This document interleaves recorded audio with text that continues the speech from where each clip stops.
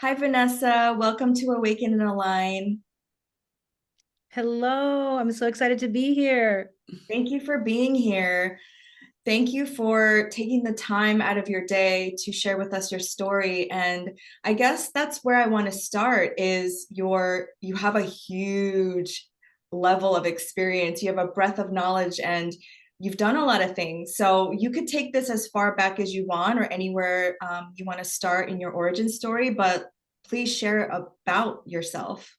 Oh my God, thank you so much. I'm so glad to be here. Thank you for taking the time to create this space where we could connect and share and shine.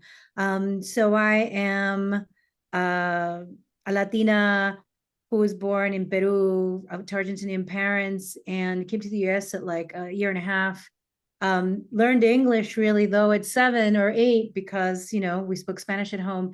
And I was really blessed to grow up in a very spiritual home. My family was like Catholic in their own way. At the same time, espiritista. We had an altar, we had saints on it, we had glasses of water, which is a bóveda called in Santeria, and with a lot of candles. And so I was raised in an environment where I could wake up and be like, I had this dream, and my grandma said this to me, abuelita, and my parents would be like, okay, contanos más, tell us a little more. So I never felt like I had to hide my intuition. What the message that I got early on in life was that, okay, we all have this, it's passed on in our family, but everybody has it to some degree. The thing is, they're like, don't tell other people because they might think you're crazy, right? Mhm. I mean, that happens to us. And also, who here is not carrying some sort of remnant of ancestral pattern of fear of their own power and intuition because of our history, right? Mhm. So I grew up in my family like that. And it wasn't, I think it was when I was 16 that my mom blindfolded me and flipped the Ouija board around, and the stuff that came out was like so on point that I'm like sitting there going, oh my God, I'm literally seeing, hearing, feeling, and knowing information about people. And then my dad's like, we have to help people because I read him on his business. And he just started bringing all these Latino like business owners. And I was just like telling them about their business. And I'm like, I don't know what I'm saying. I'm 16. Um, so finally, after 8 months, I just woke up. I said, I lost my powers. I can't feel anything. I don't know anything. I lied. And we were doing it for free. My father's like, we have to help people. This is a gift, from the universe, from God. And then I went on and different things kept happening in my life. But I'll tell you this, times have really changed. Now people are like, I want to be a psychic medium. I want to be a healer.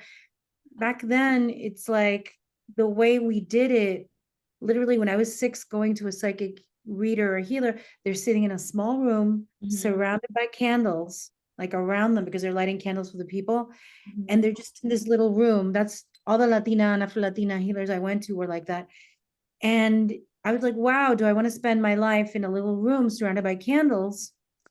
Because also they didn't take care of themselves. These are things that I noticed at 6, 7, 8. And so for me, I was like, okay, I'm psychic, I'm intuitive, I have energy in my hands. I know I could do this. I don't really want to do this as a living. And Mhm. so this is what I grew up around. And I think it was around 1920 when I did my first Reiki level because I was already pulling things out of people's bodies. Style, like we did limpias. My grandmother's indigenous on my father's side. So we were learning and mixing all these different belief systems, and brujanes and brujeria and brujita um, traditions and creating our own also. And I learned Reiki to try to be able to control my empath abilities. And then I learned hypnosis. And the Mhm. thing from my childhood I want to say, and I start that early, is because I looked out and I was like, okay, people are psychic, people are talking about spirituality, but they're still effed up, Mhm. right? So I don't curse Mhm. here, but they're still having a lot of issues with their lives. I'm like watching everybody around me as a kid, like, okay, psychic ability is fabulous, like dreams are coming true, but people are not happy or like what's happening? And that's what drew me to hypnosis. I was like, I have to have a way to heal myself. And so I went into hypnosis, and then I started sitting in Sweat Lodge with my teacher, Beverly Little Thunder, who's Lakota, and then her daughter, Luciania Chevarria. Then I studied with Dr. Marta Moreno Vega, who's a professor and a priestess of Obatala. I studied with so many, Diane Stein, who's like a Jewish eclectic witch, Dianic witch, a lesbian witch. And I went on to train and study with different people. But the heart of it was really about how do I heal so I'm happier? How do I heal? And we didn't call it ancestral healing, but I was like, I knew about patterns, right? Yeah. And I was like, how do I unpack this? How do I change it so I'm not living what my parents are dealing with, what my grandmothers lived with? And I already had that feeling, though I didn't have the words. And so at some point, which is pretty recent, about 11 years ago, after serving the community, a lot of times free, I used to do free circles in my house, like monthly for like 14, 15 years without charging. People would just bring food and Mhm. we would just crowd in. We wouldn't even take pictures because back in the day, you didn't take pictures of your altar, you didn't take pictures of your circle. I understand now why we do it, and I do it as well because we're bringing education and inspiring people. But back then, it was like you kept it personal and private and sacred. And from there, it just came to a point in 2012 where I lost my job the day before I had major surgery. Lost my relationship, was in a car accident, and had to leave my home. All right. My guides were like, leave your home, sublet it, travel and build your business, go full time finally. And that's the thing that changed everything. I dared to do that. It was crazy. I lived in Panama for un mes, for 1 month. I lived in Costa Rica. I lived in Miami. I lived in LA, and I was teaching online, teaching in person, and just created something that I couldn't have imagined.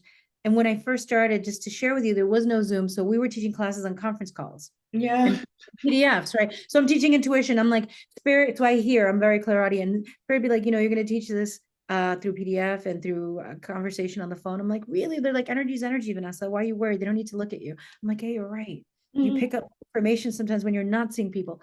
Right. So after that, I just went full time, and the last 11 years have been really wild.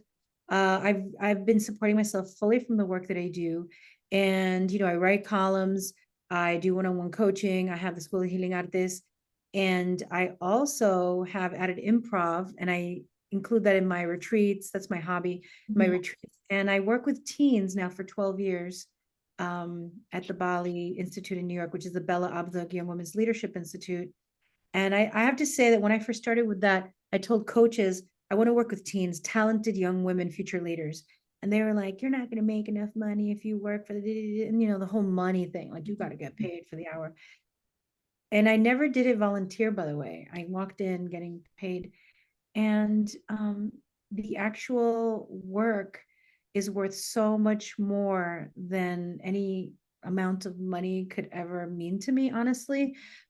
And again, I am paid well because working with a future generation of young women now, I think I worked with over, I don't know, 700, 800, because I've been doing it for 12 years. I see them years later and they're like, that hypnosis you did with us, that circle you did with us. And so I know I'm rambling, but I wanted to talk about that because I don't talk about that a lot usually. And just to say that it's been a wild and crazy ride, and that I'm happy to be here doing this work and to be talking to you about this. So thank you. Yes, and you can ramble all you want because I want to hear everything and I want to give you the chance to go on your, um, when you hit like a certain wavelength, you should definitely keep going with it. Yeah. Um, you're known as the Biz Bruja, and when you were speaking about like you being able to tune in and have these readings for your father's friends about their businesses, what do you think it was about businesses specifically that you were like the channel to? It's so interesting. It's really about being independent and like reclaiming our own gifts. Mhm. I mean, we can do that working in a profession like law or teaching in a university. And let me tell you, I hated business when I was like young. I did. And I think it's because my dad traveled a lot. And when he first came to the country, he worked at a factory. He had to learn English, and in time, and he worked at a gas station. He drove a cab, and he did all these things, which I my was so dad, my dad drove a cab too. right. And my dad would be like ashamed, like Yeah. years later, like, don't tell people I did. I'm like, I'm so proud of you. You came here at 17 with no education, and you like just did all that you had to do and showed us what it's like to work hard, to dedicate yourself. And so in time, he was able to build a jewelry manufacturing company with his brother. And so I think that it's about business because I learned in time. I mean, I wanted nothing to do with business. I was anti-capitalism. I was very like, let's take it back to the old ways. Let's barter with each other. We have to go back to our indigenous ways. And then I realized when I got laid off that I was being pushed to support myself from my gifts, but Mhm. the gifts that there was no job for, no Mhm. job description. There was no, now maybe they're looking for a spiritual coach, or maybe they're looking for a business coach online. But when I started, someone who's a psychic medium, who's doing hypnosis, who's also grounded in shamanic beliefs and teaching people different things, there wasn't a real call for it.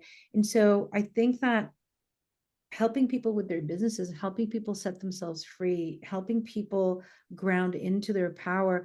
And I think that it's natural for us to have businesses because before we had these big corporations, all of us were small business owners, or many of us, if not Mhm. all, right? If there was a need for bread, we were making bread. If there was a need for rice, maybe we're created a restaurant. There was a need for shoes. Business comes out of a need. And I just saw that in my family. I saw that my mom also she started her own business too. She was like, "Oh, we need money." And my English is really bad. And I used to be a journalist in my country, and I'm going to go do this. And then she started a business, and I saw her like shining, like sharing her humor. And so I think that I was guided towards that because I needed to know. I think that for me as a 16-year-old, it was setting me up that eventually I would have my own business, even though I came to it kicking and screaming, right? Mhm. Yeah. So, but I think that's what it is. And I don't think everybody's meant to have a business, to be honest with you, because it does call forth certain um, gifts and abilities. And I think you have to go on the edge. Like it's an initiation. Like to Yeah. me, business is an initiation. I mean, you know it because there are going to be times where you're hanging off a cliff and you don't know if you're going to be able to fly. There are Mhm. going to be times where there's no real feedback, although you could do market research in your spirit. Like for me, God's like, do this, you're gonna succeed, it's gonna be good. And I'm like, well, I don't know, and then I would do it. Like I used to be the urban priestess. That's what I used to call myself for many years in New York. And I remember the urban priestess mastery was $9,000. Like my guides were like, you need to do this to make six figures your first year out so you can support yourself in New York. And so I think it's reclaiming our powers and our gifts and our skills and our magic and our medicina so we can control how we get paid and when and the form that it takes for us rather than you're going to come and work here at 8 till 5 or 8 till 6. And I think that's what it's at the heart of it, Mhm. it's freedom. Even though I have also said that having your own business could be like a license to work a little extra until things settle in and you have a structure, etc. Mhm. Your words are like healing balm right now because I think definitely having your own business is almost like a dark night of the soul moment where you have to radically trust and you there's no guarantees. But then when you get kind of like a footing, some kind of foundation, it is such huge freedom because you don't have to answer to anybody. You don't have to ask a boss to take vacation days off. That's what killed me was asking a boss for like my to live basically. Yes, Yeah. I'm with you. And you know what? I'm very blessed. My parents had a dysfunctional relationship. So as a kid, I would look at them and be like, I don't want that. So I would run from that. That's why I just got married in 2021. And my husband was my eighth proposal. And I had good people in my life, but I was like scared. I was like, I don't want to tie myself and like struggle. It was just this fear I had, and I had to make sure it was going to be right. But I'll tell you this, I didn't allow partners to abuse me in Mhm. any way. Like I was very clear, but I did let bosses abuse me Mhm. because I was alone since I was 21 years old. My family left for Miami, and my other family is like in South America. So the only family I had, my parents and my siblings, all left. I'm there 21 at NYU. My parents pulled the funding because they didn't like that I moved out on my own. And then I'm like, crap, I gotta like work 3 jobs to support myself. And I found myself there, and it was just it, and it so that taught me and set me up for all of the things that came later, taking those risks. And I think like the times where I was being abused, and I mean things like you just said, permission to live. I did have a job that I signed a what is it, a privacy contract or whatever it is, NDA. an NDA. Yes, thank you, non-disclosure agreement. I had to sign it in order to be released. But I do want to share this. I was so abused at that job that you'd come in and you'd try to leave, and if you had to call in and ask if you could leave, right? Mhm. And I was literally like a high level like coordinator, and for like an organization is also very high level in finance. And they yelled at me because I left at 9 o'clock, and they owed me money. It was like crazy, and people kept like, there were 12 people that through the 9 months like were in and out. And I remember that when it finally broke me, where I was like, I've gained weight. I have fibroids growing in my uterus that I never had before, that I got in 9 months. Like 9 months, like I gave birth to my own pain. I mean, not really, but you know what I'm saying. And I was just like, I went home and I was crying, and everybody's like, hang in there. It's 2009. There's no work. You know, it's horrible. The market, this, that, there's no jobs.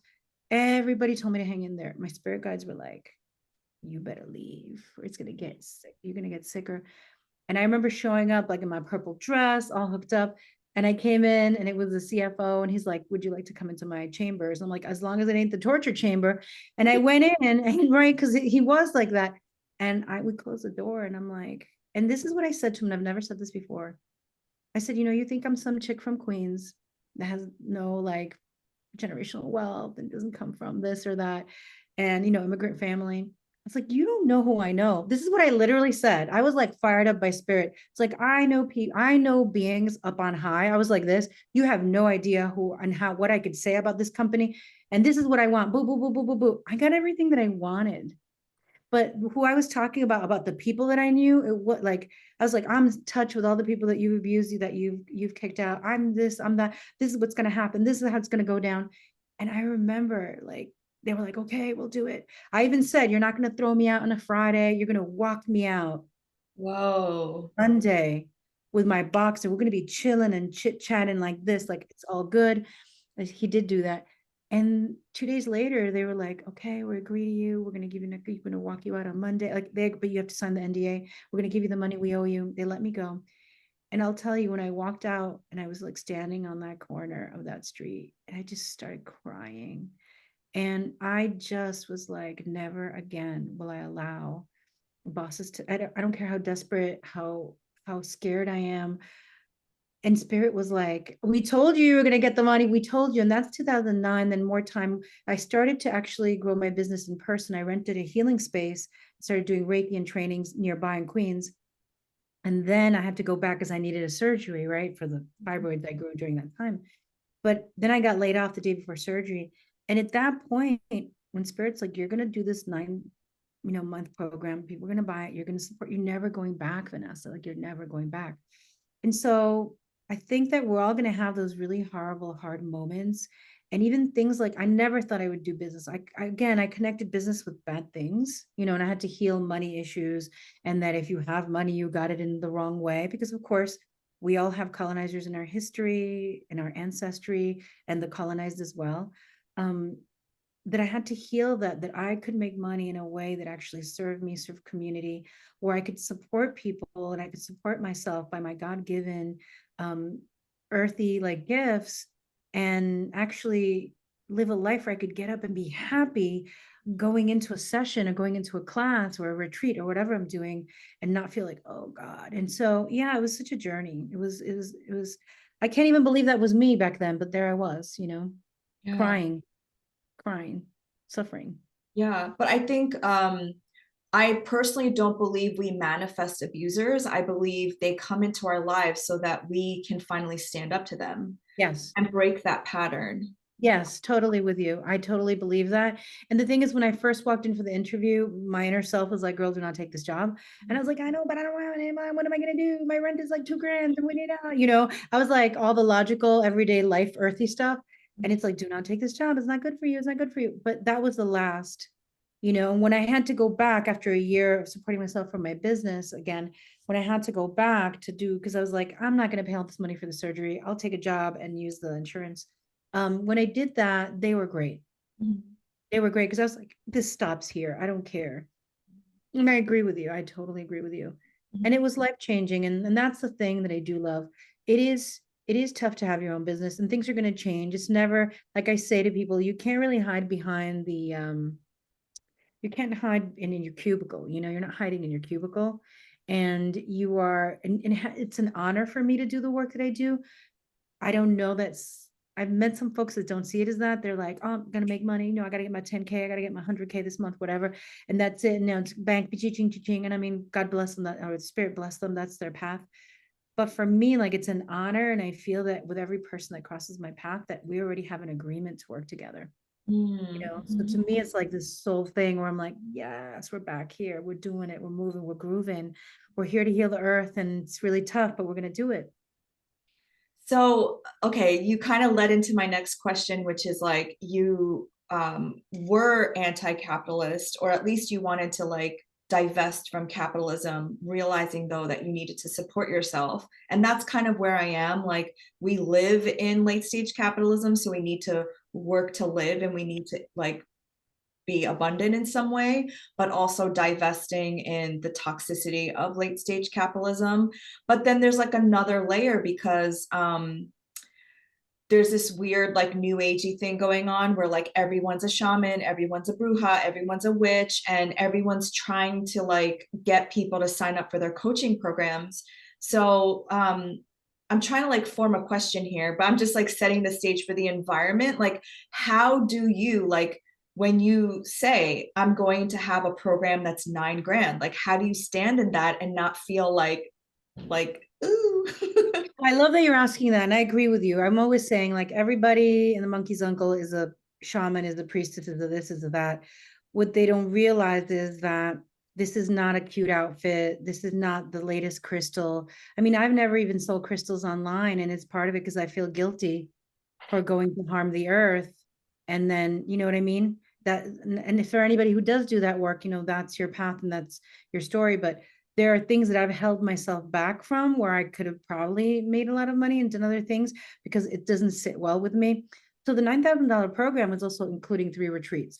I Mhm. had 21 teachers, and it was the first program I ever saw in 2012 and 2013 online.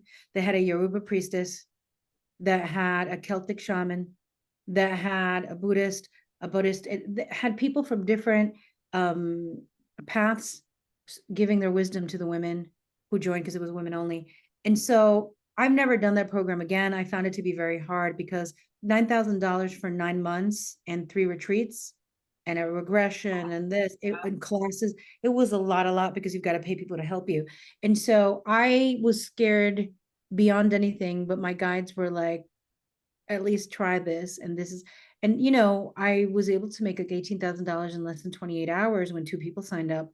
But that allowed me to go back to my house. I was living on people's, living room couches, Mhm. which is not easy when you're already like an adult woman and not a 20-year-old where you're like, yeah, I'll just do it. I was like, what? I didn't do this.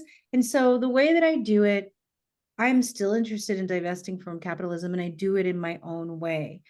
That means like, so I'll give you an example. I never taught Reiki online. I've taught Reiki, Usui Reiki, Ryoho, the Japanese healing technique that I've been initiated into for over 20 years in person for a time. And then I focus on Akashic records, hypnosis, and intuition and other things. And I knew when COVID hit in 2020, Spirit said, you're going to teach Reiki online. And I'm like, what? They're like, and you're going to do pay what you can. And I'm like, okay, am I gonna do first time I'm gonna do it online? And second of all, and that became like a thing that I did, and I'm gonna start doing it again for 2 years. That brought in so many of the healers that you're seeing now have taken at least one course with me of that. And if people call, because 50 was the minimum, right? Now, back in the day, I paid almost 200 for level 1. Mhm. Okay. And most teachers charge a very healthy amount for that. Mhm. I decided that I was going to do it as a pay what you can because people were home and they were anxious and they were stressed and they needed something that they already had within them, but that Reiki was going to give them a structure and a path forward so they could honor it themselves. We spent a lot of time on the history of Reiki, making sure that people honor that they know that it's Japanese. We learned some kanji, which is the handwriting in Japanese tradition. And so I made sure that we honored that, but the pay what you can. If somebody wrote me and said, Vanessa, I haven't gotten my unemployment yet. This is what's going on. Da, da, da, da, da, da, da. Can I give you $10? I accepted it. There were people who've called me throughout my life who've been like, I'm in this situation and people keep telling me that if to do hypnosis with you, but I can't afford you. And I just do it.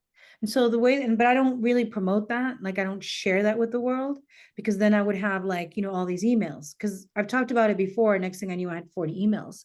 And I am somebody who will push myself because I'm like, no, they're struggling and I don't believe anybody should struggle. Oh my God, if I could help, let me do it. So the way that I do it is I do pay what you can. I never did the 9,000 again because it was too much really for 3 retreats. It was like they got more than it should have been a more expensive program, in other words, right? So it wasn't 9,000 and me just seeing them once a month. It wasn't that. So, and I feel like I give people a range of prices, and also I show up for free sometimes. And that's where people get taken aback because they're like, you've been doing this over 20 years. And how do you do that? First of all, I'm a generator in human design. I could do it. You know what I'm saying? I got it within me. And with COVID started, what I felt called to do was show up every week for 3 months for free. And it was a huge Latinx and BIPOC gathering that it was international. And people just came on. I didn't even take emails. I was like, yeah, people, this is what's happening. Let's go. And we talked about, we did like colonizer and colonized healing. We did like ancestral. We did energy healing, astrology. It was all the stuff that was coming through in the moment that I felt that I needed to give, even though there was no price tag. And so that is how I do it, where I offer things that I'm in integrity with, and I offer things that are free to whoever wants to show up. And if somebody were to say to me, listen, privately, I can't afford this, but yet I feel really called, I make a way. And that's how I make peace with being in capitalism. Yeah. I'm just, thank you for your answer. I'm just curious as a biz bruja, um, how you live in right relation with like what the reality of the situation that we have now, but also reimagining how we create and co-create together going forward. Because I also like believe that we should give back to the community, and you do. You show up so much on your Instagram. Like you have, I don't know if you show up every day, but you have so much content on there. And one of the videos that I saw that really stuck out to me was that you said in 2020 and 2021, because I also speak astrology, so I'm an astrologer as well, that those were the years where we would really need to like learn about ourselves and our gifts and our magic, and that 2023 was the year where we would like need to figure out how to basically make all of that visible, more visible. Can you like elaborate on that? Because I'm just paraphrasing your words. I love that. Thank you so much. Yeah, I think, 2020, 2021, it was a crash of reality. I mean, we had Pluto and Capricorn still there, which is, a collective major planet that affects all of us. And we had a lot of other things happening in the skies, but it brought people to that like come to spirit moment. I think that so many people were doing so much healing because I mean, I think 2020, I did 400 ancestral healings alone, hypnosis sessions of that type. There were many other types that I was doing. And then in 2023, I think that we have to look at ourselves about, look, the memes are cute. I share the memes. We all laugh at the memes. We laugh at the TikToks. But we can't, I don't really feel like if we're going to be true spiritually integrated human beings here on earth, we can't be a walking meme. Can't be like, cancel you. We can't be like all like that. We have to ground into, we've done the healing. We've come to that moment. We've peeled away the layers. We've seen things that have already been happening, right? In the case of Black Lives Matter, a lot of people, oh my God, I didn't know. But, anybody who knew, who was really awake was seeing that this has been happening throughout, right? And let's not get into the colorism we find in Latinx world, right? Like colorism is huge. Then now it's like, what are we going to do with the work that we've done? Are we going to just try to do business as usual, life as usual, or are we going to proceed in a different way? And another aspect of that is embodying it, because astrology information is all up here, right? Up in the forehead. Oh, I read this book. Oh, this podcast I heard. How do we integrate it? Well, we need to live it, not just on camera, not just on IG, and not just in a really cute meme. How are you waking up every day and breathing and living? And how are you showing up when no one's watching? I think that there's a famous quote, right? Character is what you do when no one's watching. I don't know who said it, but how spiritual are you when no one's watching? And again, spiritual doesn't mean we don't have feelings. It doesn't mean we're in the light. We're in all of it. We're in the messiness. We're also in the beauty. We're embracing all of it, because that's what being a bruja is anyway, right? Embracing the shadow and the light. But I think that's what 2023 is about. How are we going to step forward without the bullshit and really take action? When Roe versus Wade overturned. Everybody was in shock, right? Because I marched when I was like 18 or something, when they tried to do, I think it was to celebrate, or maybe because they were trying to do it. I marched in DC. I got on a bus with all these people. And all these years later, I'm sitting here, what? They did this? And I knew everybody was hurting. And so I called Jasmine Esotericessa, I called Julia Diaz, I called a couple of other, Brujas that I knew. And I'm like, yo, let's do something. And we put something together real fast. And it was literally like an hour and 15 minutes of us holding space for the community. Over 600 people signed up, right? It was free. And that's what I mean. Like, like I want to do something for Peru right now, but I didn't know exactly where to send money, if we gather money, how to do it. So I've sat on it a minute. I've done despachos to offer because I'm on the New Step Paco path as well. But it's like, let it not just be the cute crystal. Let it not just be, oh my God, I had this dream and it came true. Let it not just be, oh, Square, what? a black square. Right. Let it not just, right. So, yes, how are we taking this wisdom and this knowledge and living it full out and being a source of truth and a source of healing wherever we're planted, right? Grow wherever we're planted. And I really believe in that because listen, when I was starting out, I met so many people, and now even that all this talk, 5D, this, that, I'm ascending, I'm all this. How are you living? That's my question to everybody who's like, how are you living? Are you happy in your life? And happy is temporal, right? Because I could wake up happy and then see what's been happening and police violence and see all this and just sit there and just be so heavy with and feeling helpless, like, oh my God, how can I change this? And I can't. I'm one person, but how can I just show up to hold space? How are you living? Meaning, are you at peace with how you're speaking, how you're moving through the world, how you are conducting business, and not necessarily a business, but just living your life, your interactions? Are you just connecting with people to just get things out of them? And that's rampant in the spiritual world. Listen, I've been on stages with Gabby Bernstein. I've been on stages with Latham Thomas, with Marianne Williamson in the past. I started, like we said, a long time ago. And part of me always ran from the limelight or ran from things. And I'm not saying they are this way. I've just seen a lot of bullshit behind the scenes. And I've seen people pay coaches a lot of money and suddenly they're in magazines and suddenly they're on radio and suddenly they're on everything.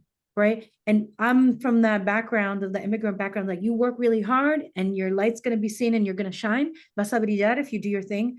And I was like, dude, nothing's coming my way. And I'm working, I'm talking to thousands of people, working with them. Oh, because that's how the world works, right? Like there was a rejection in me. Yeah. And so I think that in 2023, 2024, we've got to look at how are we eating? How is the food that we're eating affecting people? What are the products that we're using? How are we, the crystals that we're getting, are they done in a way that's honoring? Most of them are not, right? How are we, and I'm not perfect with this, I'm learning too. How are we going to go and take a class like my teachers in the Inca Medicine School? I've reached out to them. I know what's happening there. I just took a group of people and I'm like, how can I help you? What can I do? Let's not just take and just subtract and take away from these beautiful indigenous cultures or any training that we have. Let us also say, how can I help you? What can I give back? How do I serve? And that's what I think 2023 is about. It's not going to be about, I got the cute crystal and I'm so trendy and look at me, I'm so cute and I'm so psychic. It's like, how are you serving? How are you serving? I have an improv team called Cosmic Trash and we make fun of all this. Well, I would love to see that because I'm like literally like I think it's like a fundamental misunderstanding in Western culture growing up in the United States of what spirituality actually means, and like not understanding the law of reciprocity, because the way in which this country was founded rooted in extraction, violence, genocide, enslavement. And so obviously when you have generations and generations of people who just take and don't know what it means to replenish, and it's going to bleed into everything, even spirituality, which has become a commodity, basically. Yes. So, Yes. like what you're saying, it doesn't surprise me because I've obviously witnessed it as well, where these spiritual air quotes, for those of you not watching the YouTube version, where they like say love and light and unity consciousness, but then when you meet them in person, they're like horrible people who won't give you the time of day. And it's like you said, like right action, like how are you actually giving back to the communities that, you know, at your specific identities of privilege, like how are you using that privilege to better the community and stop being defensive about that?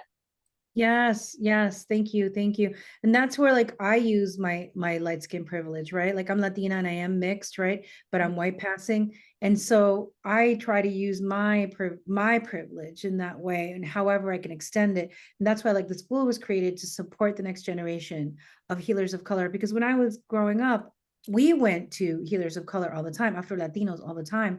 But what I saw on TV and who I saw, it was Louise Hay, it's the blue-eyed blonde, right? And she was already older when she came out, so she was different, but mostly, and again, I'm not attacking yoga communities, please, because I love my yoga, I get it on, but, and I honor that, um, but not talking about where it comes from, not honoring teachers who come from the country where yoga was born, and then giving the face, the blue-eyed blonde face, right? And that happens in everything, like that a bruja is supposed to look a certain way, that a curandera, that a shaman. And you know, I sat in sweat lodge for 18 years. I would never call myself a shaman. And yes, I journey, and yes, I do all that. I wouldn't even do that. That I think what people have extrapolated from spirituality is like that it's a status symbol. Mhm. I'm special, I'm unique. Oh, look at me, right? I have these gifts. I'm evolved, right? But it's another hierarchy when the truth is that spirituality, you're getting your hands dirty. Like I was told in 2019, your worst fears coming true, your dad, your mom, and your brother are going to pass within a year. And then they did, right? At the same time, my business tripled. At the same time, my husband and I were engaged. We had to change our wedding plans. At the same time, my improv teacher died. People from my school passed away in my school, literally my online school, and then people from school. All of this death was happening as all of this birth was happening. That was hard. I cried every day. And I had my altar and I talked to my parents and they were like, keep going. You can't back down now. We love you. I took care of myself, but I kept moving through it. It was challenging because your whole life changes when half your family goes. So it's not all about, hi, I have a laptop on the beach, you know. And by the way, I tried that a long time ago. And, you know, the laptops heat up real fast and you can't really work on a beach. And I just tried that in Panama. All the imagery that we show, it's really, it's being able to leave a relationship, even if it's around for 10, 15, 20 years or 2 years, and saying this is not in alignment with me. Spirituality is about how we handle the difficult things and how we're honest with ourselves and others, Yeah. right? To me, like the lies that we tell ourselves and the self-betrayal expand into self-betrayal of our society and our communities and then our world, right? And so when we start to be honest, then we can be honest with others, then we can create an honest community, and then we can create an honest world. But we've got to be willing to do the work. And by the way, I get crazy annoyed. I mean, I'm calmer about it now, but I get so crazy annoyed that people are able to buy into, or they think they can buy into spirituality, but just because they have a lot of money. And I remember being a struggling person in New York City, you know, and so be like, oh, have you seen John of the Cross, you know, or honey, you haven't been to John of the Cross yet? You know, what kind of spiritual person are you? You know, and I'm like, right. And I would feel it within me, like something's off there, John of the Yeah. Cross. And now it came out, right? But I Yeah. was like, no, I feel something weird. And being judged because eat, pray, love, while it's beautiful, kind of tells you that you're going to find yourself if you go on a trip. Mhm. You know, I do retreats, so you can find yourself too, but I was like, I'm in my apartment in Manhattan, Queens, and I'm finding myself, and spirit is talking to me. And I'm getting on the subway every day, and they're telling me, you know, don't get used to this because your life is about to change. And then suddenly I wasn't on the subway anymore. I was working from home. I was like going through my own spiritual journey, but you know, that's not Hollywood. That's not pretty. To just be living your life isn't something you can sell, I guess. And so we get caught up in fantasy and all the stuff. And look, fantasy is pretty and all, but I think reality is more beautiful. Yeah, it's not aesthetic. It's not on your Instagram feed.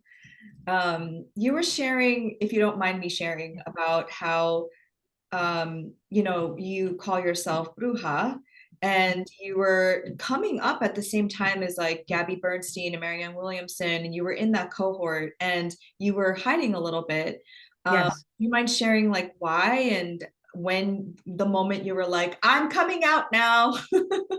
Oh, I love that you're bringing this up because I think it's very real, it's very true. And I think for me it's been layers of coming out, and for my clients as well. I think there's like levels and levels and levels. I could say that I was doing my work and just doing it like service and community. People would call me, "Hey, I can't give birth to my baby. Can you come and do the hypnosis?" "Yeah, I'll come over now." "Hey, I got to do a limpia on the house, or there's some entities." "All right, I'll bring the eggs." It was just like kind of like community bruja. And then when I came into this work, I was writing articles. They're not even on now because the space went down. But I was getting paid to write articles. I was a spirituality columnist, and I was like interviewing people, talking to people, but I didn't show my face. So I was like my words. And I think it came from a couple of things. I think it came from my parents' fear. They were like, don't do the circles, don't get yourself, there's also a dark side that could get you, the spiritual world. And then Mhm. people jealous, and then people afraid, and then people want thing what you have, all this stuff. And I kept pushing through, going, no, it's not going to touch me. But there was a part of me that was like, no, I don't want to be seen that way. I was also still working in the corporate world, right? So I didn't.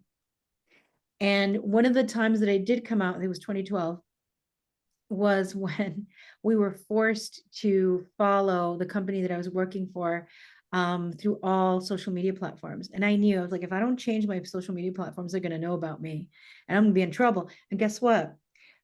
I followed them. And then 2 weeks later, they called a meeting, said, some of you have businesses out there. And then they put me on a list to lay me off. And my friend who worked in HR told me later, right? But it's okay because it worked out. Because then I was laid off and I had the car accident. And here I am, right?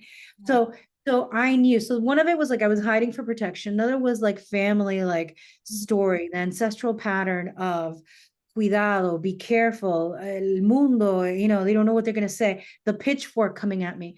I am sure, just from past life work and from ancestral work, that I've had people who've seen witches being burned or have been affected or have gone through that in my family in different lines, Yeah. right? Because I have, like I said, indigenous, we have European, we have also some West African. There's like so many different mixes and so many different paths that I think that my family went through that. And so I was terrified of that past life. And so in 2016, I came out, and the way that I came out to be seen at first was because it was it was in July or June or July of 2016. It was the second time that a Black American male was killed. Mhm. And that was very visible, and they had the videos. And I'm somebody that no matter what happens, I can kind of show up for work anyway. Like it's probably the ethic that I was raised with. But when that happened, I just collapsed for 4 days and sobbed. And my clients are very diverse. And I just kept getting on these calls Mhm. where others were coming on and saying to me, you know, I'm scared to have my Black child out in the street. And I was like, what do you need from me? And they're like, just listen to me. Like, I don't need a hypnosis right now. I don't need anything. And so that shook me so hard. And again, I already knew that this was happening. And it was like, when is this going to end? That I was like, people are suffering. Enough about, am I going to be attacked for what I am? Enough about, I want to lose some weight before I go on video, the vain parts of me. And I just got on video in 2016 on Facebook. And I was like, hey, everybody, I know that we're hurting out here. And I just led a meditation. Then during the presidential election, I came out again because some people were calling me going, what world did I wake up in? I thought we were getting better. Like I thought the world was getting better. And 2016 was very pivotal, I think.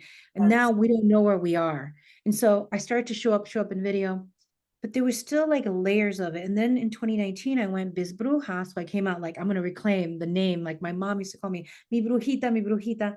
And so I'm going to reclaim the name. I'm going to come out. And that was another layer of coming out of the closet, Mhm. but already successful business. And then last year, I was like, I've never properly paid a photographer to do photo shoot. Mhm. I've had friends of friends, I've done all that. And they've been okay. They've worked. And that was a big deal. I was like, here I am, like paying someone to come. She came in from California, we went into New York. And that was like another layer of visibility. And part of the reason, so we were talking about that is the fear, but it was also the thing. I was a little old school in that a spiritual person shouldn't be about how they look. Mhm. That's also what I was carrying. And remember, my teachers are in their 70s now, right? So my teachers were like, they did not wear makeup. They were like, they were just like, I am what I am. Their hair was in a braid, however it goes. And so even though I like my makeup and I like my decorating myself, I was just like trying to make peace with the old way and the new way. And I always say I'm like a bridge, right? Because the new way people popped up in TikTok and they never even sat in circle with people. The old way, all they did was go into the woods and the land and be working. And then here I am, I'm like both. And so the other layer was like, how do I, isn't it vain? Like judging myself. Is it vain to be showing pictures of my altar? Is it me showing off? And I had to reclaim that, look, Vanessa, you're critical of people and hate it when people are making money and they're fakes. You then just have to show up as you are Mhm. and be however you are. And there's nothing wrong with it. And this is the time and this is the history, the moment in history to do this. And so I went out. So the pictures helped me last year. Then this helped me. And I think, you know, when my parents passed as well, it was like do or die. Like I'm now I'm the eldest in my family in North America. We have two older in Argentina. And you know, mama, like it was like, mama, you got to step up. It's time porque like it's the moment. Like you're gonna do it or you're gonna do it. You're gonna be seen or you're gonna be seen. Are you gonna and also there's folks out there that might hear the story and just be like, you know, that's me and that's my story. And so it's been like incremental, incremental. And there's always levels. Like, look, I've been performing in improv since 2017, but I never introduced a group. Mhm. But I was like, do you want to introduce? I'm like, no, I'm okay. But it's like so foolish. I teach webinars online. I teach classes online. I'm like, hey, everybody, how are you? What am I doing that I don't want to be on a stage? Like, what is that little thing that's still, oh, I don't want to take up space. So it's Mhm. still that good girl, chica buena. Like I'm still fighting it, right? So I now I have my own team and I'm like, hey, everybody, this is Cosmic Trash. And today, and I have, so I'm like ripping away any vestiges of like not being seen. So I think it comes from being an immigrant. I think it comes from being Latina. I think it comes from being in a woman's body. I think it comes from the old beliefs around spirituality. And listen, I think I don't know if you agree. I think that we're incarnated now and healers because we are showing up and being seen for all of those hundreds of years that we were burned and killed and demonized. And this is our time. And so that's where it came from. But and you know, my mom and dad, when they were alive, were like so scared. They were proud of me. They knew I was real, but they were like also like backlash. But I'll tell you, I really haven't had it. Mhm. And what I say is that the people who are for me are going to see me. Mhm. And the people who are going to be like, oh my God, the evil bruja, you know, they're not going to just see me. I'm just going to go by them. Somehow I'm going to become invisible, put on the invisible cloak and disappear. And I think that that's why it was important to reclaim bruja. So I think reclamation like takes Mhm. steps and reclaiming who we are and that we have a right to be seen and we have a right to be here. Mhm. You know, and I want to say one more thing. My mom said to me when I was here, because she was in a newsroom and the only woman in the 60s in Argentina, which was totally unheard of. Everybody thought, like, what is she doing? Is she crazy? She said, let them forgive your presence. That's pretty harsh and sad if you think about it. Hacete perdonar la presencia, meaning like keep your head down, work hard, Mhm. and let them not even notice that you're there until Right. they're like, oh, great job. And unfortunately, I did step into a lot of space. I was a debate champion, so I didn't put my head down too long in college, but Mhm. there were many instances of, and you know, I have 3 year astrologer, so I have the sun, the moon, and Mercury in the 12th house, right? Natally. So, you know, it's going to be a little battle. It's going to be a little battle, but I I think was it's gonna been a ask, great, I was gonna ask if you had a 12th house sun, because it's very like, I'm gonna be a writer, but I'm not gonna show my face. yes, and the moon and Mercury. And so it's always been a battle. And, you know, no one, I would never have thought that I'd be standing like on a stage like almost every weekend and making stuff up and Mhm. an audience and having a great time and then coming home. But Mhm. North Node in Pisces, right? In the 10th house, like Mhm. improv, going with the flow, spirituality, intuition. But I think we all have our journey of visibility and it's like poco a poco, bit by bit. We have to be patient with ourselves, right? Um, but this is something that I tell my clients is like when we're called to this work for reals, we have to understand that it's the long game. It's not like, oh, I'm gonna go get rich quick or look at me in my little, I don't know, Burning Man outfit. You know, it's not gonna be that. If it's real for you, it's gonna be all these initiations. Yes. It's gonna be moments like every year I ask spirit, do you still want me here? Like Mhm. universe es mi, el espíritu, Pachamama, Mother Earth. Do you still want me here? Is this the best place? Is this where I'm best used, where I can best work my magic? And I was here, yes, yes, you know, or add the improv now, work with spirit. People need to laugh and connect to their creativity. But it's always that there's still a humility of like, I'm channeling this through me and then I'm co-creating. It's Yes. not just me, you know, doing something. It's a co-creation. Um, and I think we have to watch for this. I was talking about this today. I think that a lot of folks think they do a couple certifications and then they get very disgruntled pretty fast. Like, well, I did 2 workshops, people didn't show up one, and like I should be known. And I'm like, it's not that. Like, I've been in this like 20 years, you know. It's like look back and you see all of the lives that you've touched, the Mhm. courses, the spaces that you've held. And then I turn around and I see all the students that have come from, like we've walked together on the journey. I was like, it's not like being famous. I said, you know how many people I know who came out on the cover of a magazine in 2013 when I knew them, or who had the best website or had this or had that, who were like the in kid at the time in New York City in the coaching crowd. They're not here anymore. Mhm. You know, for whatever reason, it was part of their path, but not their thing. I think we have to stay in it. I think we have to let go of this insta fame or insta, like, you know, overnight success and really dig in and be like, why am I called to this? Mhm. Some people also like to be seen as the all knowing. And I always tell people, run. If anybody says that they know everything, just run the other way. Because, right? But let me tell you, somebody that I was close to that I realized, oh, she narcissist. She posted one day years ago, like a decade ago, I see everything. Everybody went on and was like, please, can I get a reading? Can I get a reading? Can I get a reading? And I was like, oh, Yeah, red flag. people, I mean, literally, there because Facebook at the time could let a lot of people see you. They didn't, the algorithms weren't in like the way they are now. And all these people were just, and so I think we have to understand that this is a way of life. Yes. And also, there's like this really funny meme that you've probably seen out there where it's like an anime character and it was like holding a spiritual like ceremony, whatever, and then it was like, how can I monetize this as like the Western mind? And I just want to remind people that just because you've taken Reiki or that you've gone to a circle or a healing circle, or you don't have to monetize it. Like it could just be for you, you know, like you don't have to be the all knowing, like I'm going to lead people in ceremony, because oftentimes these practices are closed. Like that was for you to heal, to integrate into your own personal experience and lineage, and doesn't have to be nothing has to be monetized all the time. You know, yes, thank you. Because like I said, I read for free at 16, studied all these things, and I really didn't make this full time till I was 38, 39. Like there was a lot of time because I was really like, I don't want that life. I don't think I want that life. I'm hidden, you know. And it was just like, and now I'm really happy with what I've created and what's been co-created. Um, I want to tell you that when I was 25, an astrologer at a party was like, by the way, you're going to work from home someday. And I was like, no, I'm an extrovert. I like to talk to people. I'm the person that arranges all the lunch things at the company and whatever. And I'm a Taurus. I need my money. And when I need my money, like I live alone. I'm 20, you know, since I'm 21, I have to pay my bills. And she was like, you're going to work from home when you get older. And she's like, and you're going to be doing spirit healing and teaching and writing. And I was like, I do a little bit of that, but really, I was like, so even though it kept showing up and saying, you're going to do this, you're going to, and I was, you know, I was doing for free. Like people were like, oh, my knee hurts. I'm like, let me give you a Reiki treatment.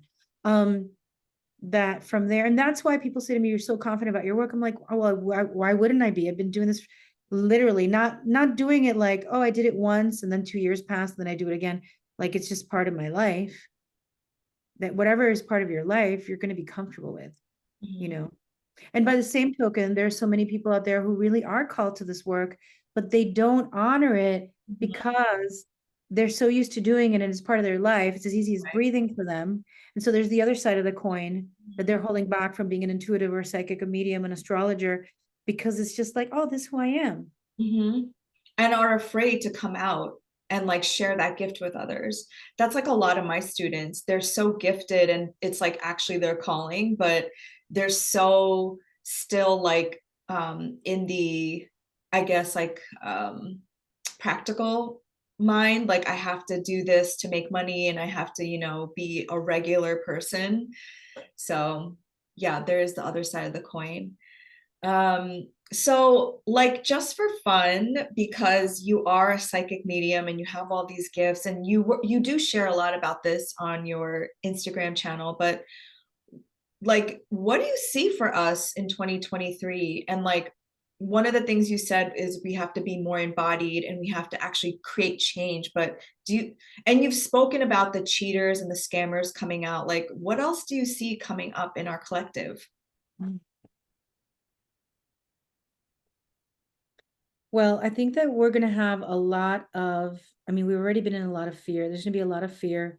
There's going to be a lot more attention to mental health. We've already seen that trend. It's going to be even more. I think more people are going to become more and more educated around mental health practices. It's going to become bigger and bigger and bigger and bigger.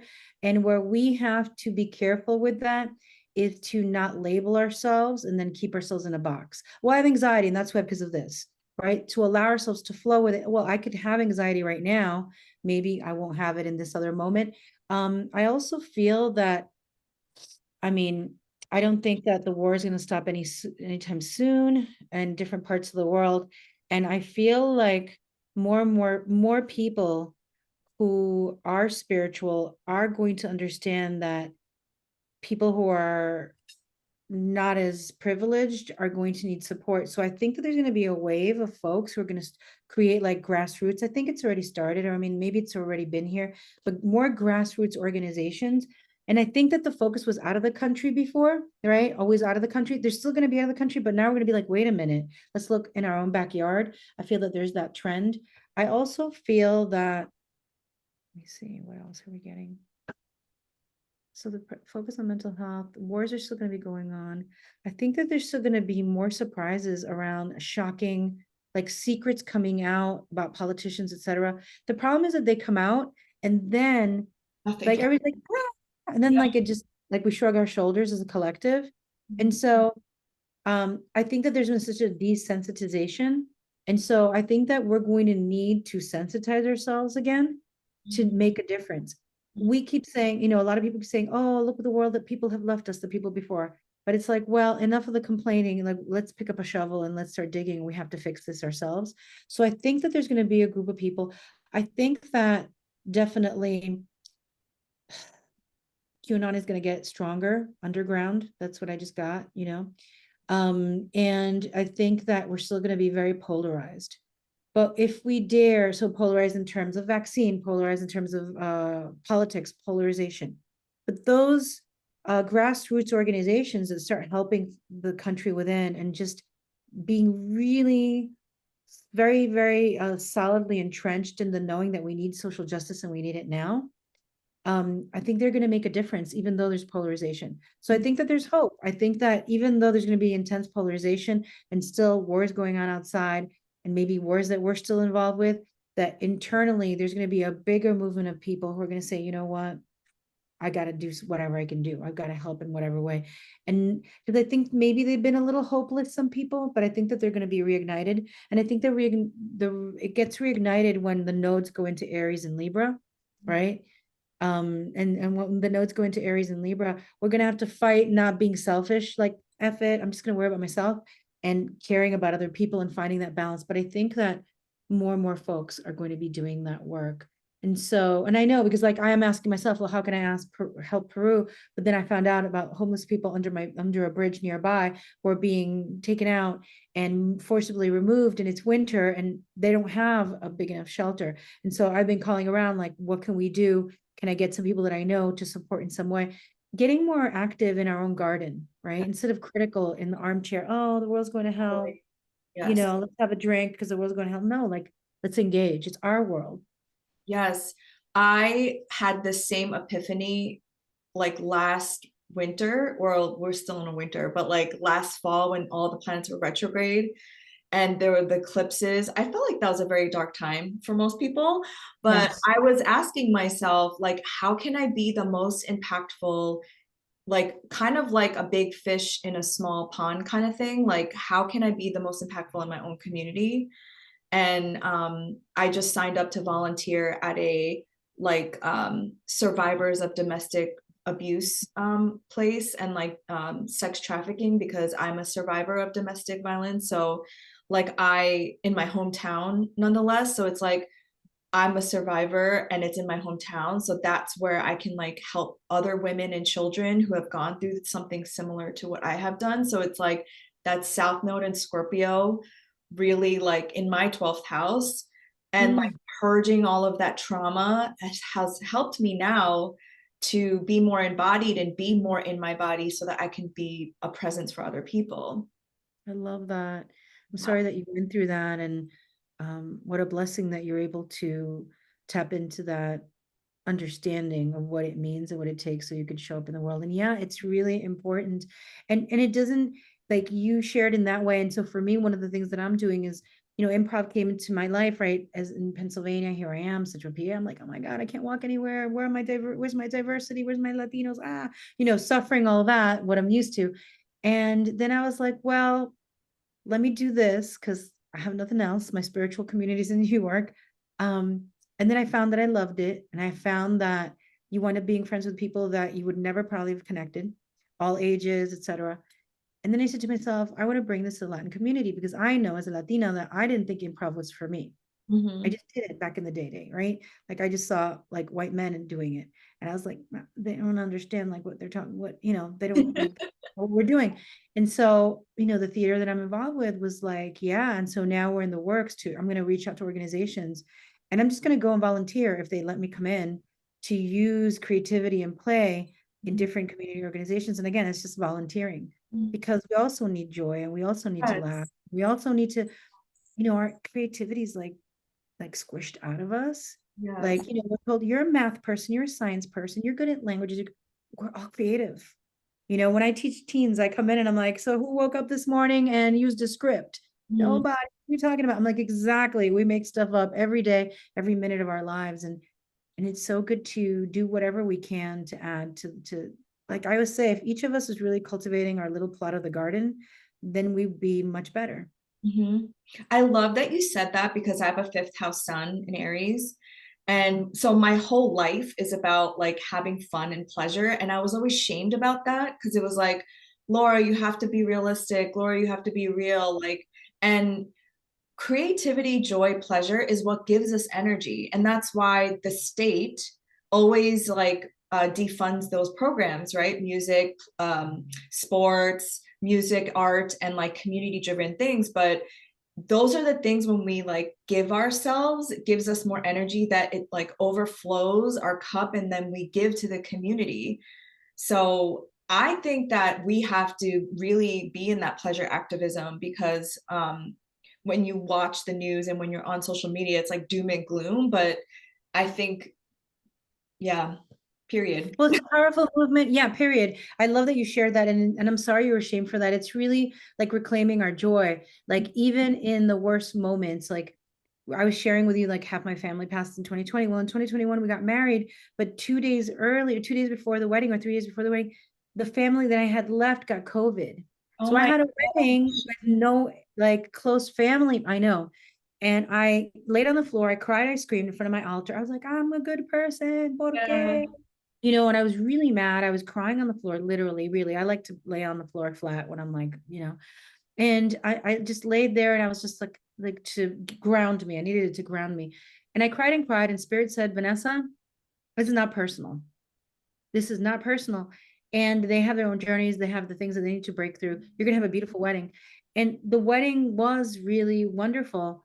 I had to get the crying. And then I was very present. I'm like, I'm going to send them good juju because they're Mhm. going to need it. And I had a bad feeling. And my brother did wind up being in the hospital fighting for his life. And my sister's wife wound up being in the hospital. But it's like all of this stuff was happening. I knew in my heart that my brother was probably going to, and he had he didn't have high blood pressure. He didn't have other situations, diabetes. It just hit him really hard. It was Delta. Right. And then my sister-in-law either. And then she went through that, but Mhm. I knew going into the wedding, like half my family's passed, this is what's happening. All this pain and sadness. But I was like, well, my people are watching me from the other side, like, okay, let's go, vamos, vamos. And then the other ones are trying to heal, feeling guilty and terrible. They're not coming. I allowed myself to be in the moment. And like, I was like, I'm going to just bring them all this joy by being here. We danced, we had a great time. I Oh, wasn't in my wedding going, oh, they're not here. I yeah. wasn't. I was in the moment. And I think that's something we need to reclaim too. Like, it's okay to be mourning. And I mean, some people, when they mourn, they mourn. They're in it and they just have to be in that place, whatever they're at. There's everybody does it differently. But we can also be in this struggle on this earth with, I mean, I was just reading about the Ukraine. I was just reading about, I mean, we read about the refugees, we read about Syria, Palestine and Israel. My God, I remember being in temple. So I'm Latina and Catholic, but I also had Jewish friends who brought me to Reform Temple. And I sat there and we had a rap session when I was 12 about Palestine and Israel. Mhm. We're still dealing with Still this, there. like, Yeah. 38 years, whatever it is. I don't want to age myself even more, but I'm not, whatever, 30 years later. And but we can still find joy in the sunlight that's coming through the window. Mhm.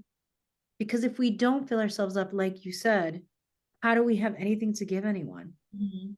And how do we show people by living, by embodying it? How do we show people that they're going to also survive? Right. And again, I don't mean being fake about it or trying to put on a face, but I find that I move through that a lot. Like I've had to, right? Like you're sitting there losing your person, you're losing another person, and you're like sitting there going, and I remember saying to spirit, like, really? Like you took half my family. I was like, then my business tripled, then this happened, this happened. I was like, we bought a house, right? Like, and then Spirit's like, would you have wanted just for everything to just be tragedy that year, and then you get the house and everything else? I was like, no, you're right. I was like, it was like a balancing, but it was Yeah. still. And We so yeah, we signed up for this duality. we did, and our ancestors survived this. Yes. Our ancestors, like, we're here because they've had to move, they've been oppressed, they've had to fight, they've had to like anchor to their own joy in one way or another for us to be here. And I think that reworking that, I'm spiritual and I'm going to be this way, or I'm a hard worker and so I'm going to look like this. Hard work and spirituality could also look like you're having a great time. Exactly.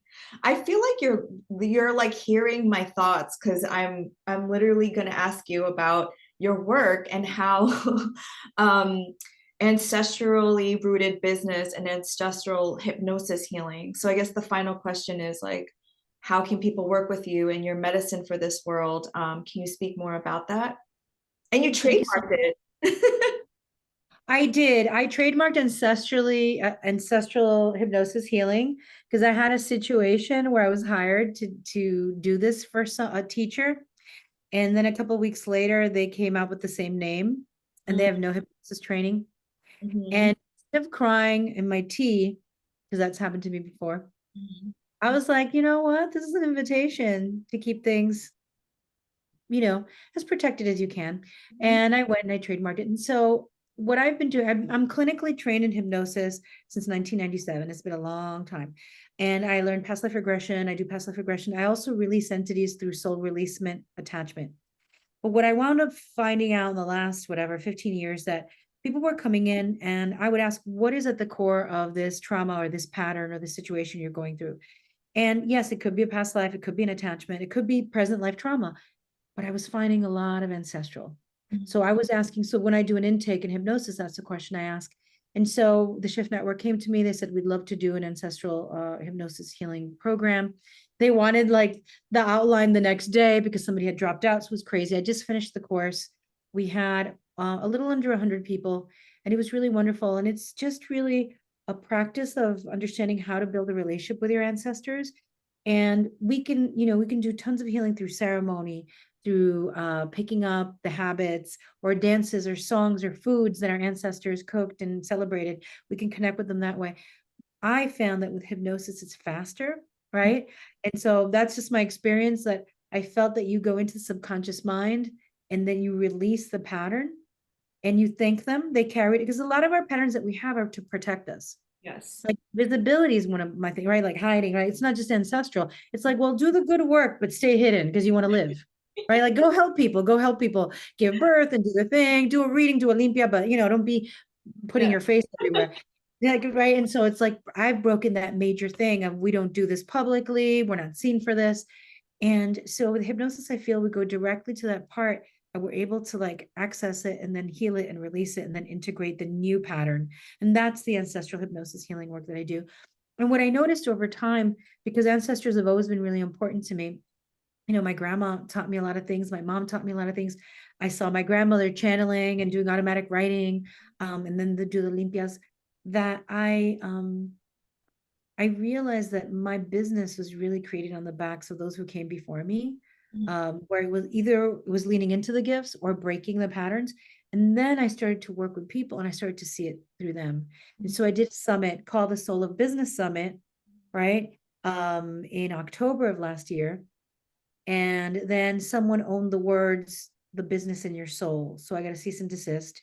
And so I changed the soul of business into the ancestrally rooted business, which was already the tagline, right? It was the soul Yeah. of the power of an ancestrally rooted visionary business. And ancestrally rooted business is about you taking the time to understand the gifts that your lineage is carrying and working through you. And so it's also about the gifts and the talents, but it's also about healing what's still holding you back, right? Which we discussed during this beautiful conversation. And so people could work with me that way. I have the School of Healing Artes, which I train people in Usui Reiki, Ryoho, in intuition. I have Nacimos Mágicas, which is an 8-week reclaiming your ancestral gifts course. And the one-on-one business coaching includes everything. It includes astrology, includes hypnosis, includes intuition development, and ancestral work as well. That is so beautiful. I love, and if this is proof for anybody, I was just telling Vanessa that, you know, when I was going through life, kind of like doing all these random things, I was like, why am I being led to this spirit? And then now looking back, all of that informs your experience. And you are like a beautiful example of that. Like you integrated everything that you had learned into this like beautiful offering. So I think that's like a testament to anybody listening out there who's like, why am I being guided to this? I don't know. Or like, you know, it doesn't make sense in the moment, but you connect the dots looking back. Oh my God. I love that you like brought that out, Laura, because I remember my mom calling me. She's like, you know, you're working so hard. You have like 2, 3 jobs. You do the tarot reading on the side. She's like, and then you're paying for these courses. And like, what are you doing? What are you going to do with them? And I'm like, first, I'm healing. I was like, and second of all, I don't know, but it's all going to come together. I Yes. don't know how it's going to come together. And that's the thing. It's okay. Like so my husband is so cute. He's a professor and works actually in the marketing department of the university, but he does teach courses at the graduate level. And so he'd be like, why don't you just get a master's? Why are you spending all this money studying the improv and blah, blah. I was like, are you kidding me? I was like, you want your girl, at the time I was his girlfriend, you want your girlfriend to do improv. Trust me, mental health, okay? You want me to be there and play and release and reclaim my childhood and my inner child. You want me to do that. And then I said, and watch, you never know, because spirit does this to me. I was like, I will probably in some weird way be paid for this, even though I won't even look for it. And that's what happened when people called me in to teach improv for collaboration and confidence. Oh my And so gosh. never know, like that was not my intention coming in. It was like for me, but my spiritual practice also was for me, and it wound up becoming for others. But and you know what? Let's not put that pressure. Like, I remember taking acting class like a long, long time ago when I wanted to be a film director, like when I was 20, and people were like, "Oh, are you going to be an actress?" And I'd be like, "No, I'm just, you know, I'm just learning because I want to be a good director." Guess what? That's where I faced the fact that I was afraid of my anger because my Mm-hmm. parents, you know, showed their anger. And I was like, "No, that's bad." And so everything that we go through is also to heal us, to bring us closer to some part of ourselves that we've disowned. And who knows, maybe even to add to our work. I know that we're like running over.